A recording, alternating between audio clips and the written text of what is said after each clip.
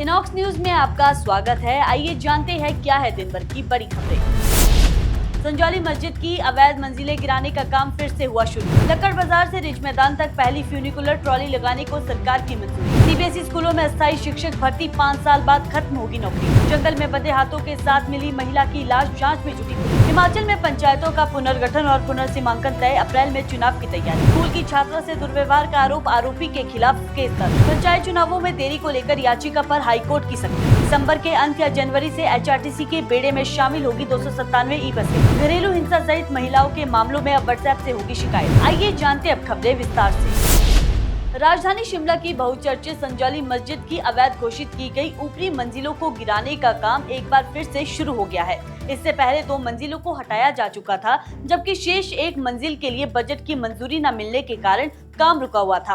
अब विभाग से बजट स्वीकृत होने के बाद शेष मंजिल को गिराने की प्रक्रिया दोबारा शुरू कर दी गई है। ये कार्य मस्जिद कमेटी के सहयोग से किया जा रहा है। प्रदेश वक्फ बोर्ड के अनुसार अवैध घोषित की गई तीनों मंजिलों को हटाने का काम 1 महीने के भीतर पूरा कर लिया जाएगा। राज्य संपदा अधिकारी केडी मान ने बताया कि नगर निगम आयुक्त कोर्ट के आदेश के तहत ऊपर की 3 मंजिलों को हटाने के निर्देश पहले ही दिए जा चुके थे। बजट की कमी के कारण काम बीच में रुक गया था, लेकिन अब शेष मंजिल को हटाने के लिए राशि मंजूर हो गई है। उन्होंने स्पष्ट किया कि मस्जिद की निचली 2 मंजिलों ग्राउंड फ्लोर और फर्स्ट फ्लोर पर हाईकोर्ट ने यथास्थिति बनाए रखने के आदेश दिए हैं, जबकि ऊपर की मंजिलों को हटाने का कार्य वक्फ बोर्ड अपने स्तर पर कर रहा है। राजधानी शिमला के ऐतिहासिक रिज मैदान को जोड़ने वाली पहली फ्यूनिकुलर ट्रॉली परियोजना को आखिरकार सरकार से मंजूरी मिल गई है। करीब 2 साल से लंबित इस योजना पर जनवरी से काम शुरू होगा और अगले वर्ष जून तक इसे पूरा करने का लक्ष्य रखा गया है। स्मार्ट सिटी मिशन के तहत करीब 3 करोड़ 60 लाख रुपए की लागत से 58 मीटर लंबी फ्यूनिकुलर ट्रॉली का निर्माण किया जाएगा, जिसे रोपवे ट्रांसपोर्ट डेवलपमेंट कॉर्पोरेशन द्वारा तैयार किया जाएगा। ये ट्रॉली लक्कड़ बाजार बस स्टैंड को सीधे रिज मैदान से जोड़ेगी, जिससे स्थानीय लोगों और पर्यटकों को बड़ी राहत मिलेगी। फिलहाल इस मार्ग पर करीब 200 मीटर की चढ़ाई तय करनी पड़ती है, लेकिन ट्रॉली के शुरू होने से ये सफर चंद मिनटों में पूरा हो सकेगा।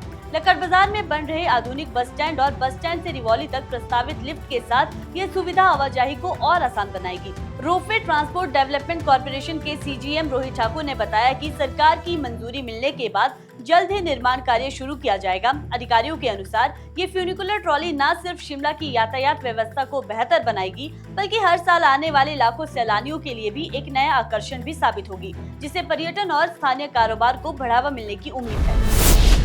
हिमाचल प्रदेश के बिलासपुर जिले में जंगल से एक महिला का शव मिलने से इलाके में हड़कंप मच गया है। पुलिस ने इस मामले में हत्या का केस दर्ज कर जांच शुरू कर दी है। दरअसल ये घटना दड़ों के जंगल क्षेत्र की है, जहां एक प्रवासी व्यक्ति ने पुलिस को सूचना दी कि झाड़ियों के बीच एक महिला औंधे मुंह पड़ी हुई है। मौके पर पहुंची पुलिस ने देखा कि महिला के दोनों हाथ पीछे रस्सी से बंधे थे और गले में दुपट्टा लिपटा हुआ था। महिला के चेहरे और नाक से खून बह रहा था, जिससे प्रथम दृष्टया मामला हत्या का प्रतीत होता है। पुलिस को आशंका है कि अज्ञात आरोपी या आरोपियों ने पहले महिला की गला घोंटकर हत्या की और फिर साक्ष्य मिटाने के इरादे से शव को जंगल में फेंक दिया। सूचना मिलते ही पुलिस और फॉरेंसिक टीम ने घटनास्थल पर पहुंचकर पूरे इलाके को सील किया और अहम सबूत जुटाए। शव को कब्जे में लेकर पोस्टमार्टम के लिए एम्स बिलासपुर भेजा गया है। वहीं एसपी संदीप धवल ने बताया कि फॉरेंसिक टीम ने भी घटनास्थल का बारीकी से निरीक्षण किया है। पोस्टमार्टम रिपोर्ट आने के बाद ही मौत के सही कारणों की पुष्टि हो सकेगी। फिलहाल पुलिस मृतका की पहचान करने में जुटी है और आसपास के इलाकों में लापता महिलाओं का रिकॉर्ड खंगाला जा रहा है और मामले की हर पहलू से जांच जारी है। सुक्खू सरकार का अस्थायी प्रयोग, 5 साल बाद नौकरी से हटाए जाएंगे शिक्षक। दरअसल हिमाचल प्रदेश सरकार अब सीबीएसई से संबंधित सरकारी स्कूलों में अस्थायी शिक्षकों की नियुक्ति करने जा रही है। मुख्यमंत्री सुखविंदर सिंह सुक्खू की घोषणा के बाद शिक्षा विभाग ने भर्ती का प्रस्ताव तैयार कर दिया है, जिसमें शिक्षकों की नियुक्ति 5 वर्ष की अवधि के लिए की जाएगी। विभाग के अनुसार सीबीएसई पाठ्यक्रम की विशेष जरूरतों को देखते हुए शिक्षकों का अलग कैडर बनाया जाएगा। मौजूदा शिक्षकों का चयन परीक्षा के माध्यम से किया जाएगा, ताकि योग्य और विषय विशेषज्ञ शिक्षक स्कूलों में सेवाएं दे सके। इसके साथ ही नए अस्थायी शिक्षकों की भी भर्ती की जाएगी। विभाग ने बताया कि इन शिक्षकों की शैक्षणिक योग्यता, अनुभव, मानदेय और सेवा शर्तों को अंतिम रूप देने का काम चल रहा है। हालांकि आलोचक इसे शिक्षा व्यवस्था के लिए अस्थायी समाधान मान रही है। उनका कहना है कि 5 साल की अस्थायी नियुक्ति शिक्षकों और छात्रों दोनों के लिए असुरक्षा पैदा करती है। प्रदेश के सरकारी स्कूलों में पहले ही 1000 पद पद खाली पड़े हैं। अब सीबीएसई स्कूलों में भी अस्थायी व्यवस्था लागू की जा रही है। वहीं इस प्रस्ताव को अंतिम रूप देने के बाद इसे मंत्रिमंडल की मंजूरी के लिए भेजा जाएगा, जिसके बाद भर्ती प्रक्रिया शुरू होगी। सरकार का दावा है कि इससे विषयवार शिक्षकों की कमी दूर होगी और भविष्य की स्थायी नीति बनाने के लिए भी समय मिलेगा। हिमाचल में पंचायत चुनाव का इंतजार सभी कर रहे थे, लेकिन अब लगता है ये चुनाव अप्रैल में ही होंगे। ऐसा इसीलिए क्योंकि हिमाचल प्रदेश में पंचायती राज संस्थाओं का नए सिरे से पुनर्गठन और पुनर्सीमांकन किया जाएगा, जिसके तहत नई पंचायतों का गठन भी होगा। सरकार ने इसकी रूपरेखा तैयार कर ली है और अप्रैल में पंचायती राज संस्थाओं के चुनाव करवाने की तैयारी की जा रही है। जनवरी के अंत में पंचायतों का कार्यकाल समाप्त होने के बाद फरवरी तक प्रशासकों की नियुक्ति भी की जाएगी। पंचायती राज विभाग जल्द ही पंचायतों और जिला परिषद वार्डों के पुनर्सीमांकन की अधिसूचना जारी करेगा। हालांकि ये मामला हाईकोर्ट में विचाराधीन है, लेकिन सरकार प्रशासनिक तैयारियों में जुटी हुई है। वहीं पंचायतों में पटवारी, कानूनगो और अध्यापकों को प्रशासक नियुक्त किया जा सकता है। अधिसूचना जारी होने के बाद जिला उपायुक्त वार्डों के पुनर्सीमांकन की प्रक्रिया शुरू करेंगे और मतदाता सूचियों का पुनर्निरीक्षण किया जाएगा, जिसमें आपत्ति और सुझावों के लिए समय दिया जाएगा। पंचायती राज सचिव सी पालरासु ने बताया कि पुनर्सीमांकन की अधिसूचना जल्द जारी होगी। पुनर्सीमांकन के साथ प्रदेश में नई पंचायतों की संख्या बढ़ सकती है, जबकि जिला परिषद वार्डों की संख्या में बदलाव संभव है। कई नई पंचायतों के लिए आवेदन प्राप्त हुए हैं और लंबे समय से महिलाओं के लिए आरक्षित पंचायतों के मुद्दों पर भी सरकार विचार कर रही है। वर्तमान में हिमाचल प्रदेश में 3,570 पंचायतें हैं और पुनर्गठन के बाद इनकी संख्या बढ़ सकती है। नाबालिग को पहले कार में बिठाया, फिर किया शारीरिक दुर्व्यवहार। यह मामला शिमला जिले के रामपुर क्षेत्र से सामने आया है, जहां एक स्कूल की नाबालिग छात्रा के साथ जबरन कार में बैठाकर शारीरिक दुर्व्यवहार किए जाने का आरोप लगा है। परिजनों की शिकायत पर पुलिस ने भारतीय न्याय संहिता और पॉक्सो एक्ट के तहत मामला दर्ज कर जांच शुरू कर दी है। पीड़िता की मां ने पुलिस को दी शिकायत में बताया कि 16 दिसंबर को उनकी नाबालिग बेटी स्कूल बस का इंतजार कर रही थी। तभी मोहिंदर नामक व्यक्ति ने उसे जबरन अपनी कार में बिठा लिया और वाहन के अंदर उसके साथ दुर्व्यवहार किया।